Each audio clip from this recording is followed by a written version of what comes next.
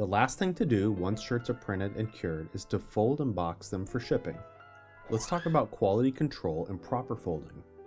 The best practice for quality control is to check for inconsistencies while printing. If you notice something wrong during the run, it can be fixed right away. Make sure to tape up registration marks, keep your hands as clean as possible, and troubleshoot any issues with a print that come up before moving on to more prints.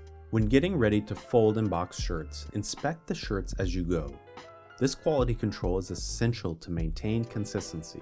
Sometimes ink will get on parts of the shirt that aren't meant to be printed. A good rule of thumb is to print a couple extra shirts for each size in the job, in case a couple shirts don't turn out right. Once the quality control check is complete, it's time to fold and box them up. There's a couple of ways to fold t-shirts. Many printers choose to simply fold a stack of the same size shirts in half, hamburger style, so that the print shows up on top. This is called a bulk fold.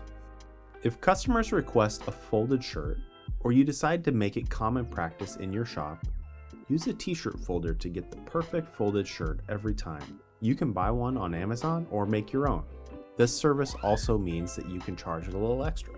Check out the info in the class description for a full walkthrough on how to do it and how to make your own t-shirt folder. If you want to take things one step further, try printing your own custom packaging. This is a great way to give the customer a full brand experience when they're using your shop. For a tutorial on printing on boxes, check out the video in the class description. Now that the shirts have been printed, cured, checked for quality control, and folded, let's clean up the production area and reclaim the screen. Welcome to How to Screen Print with a Kit, the 150 edition. In this free course, I'll be walking you through every step of the process, from darkroom setup to reclaim. I'll be using the Riley Hopkins 150 kit.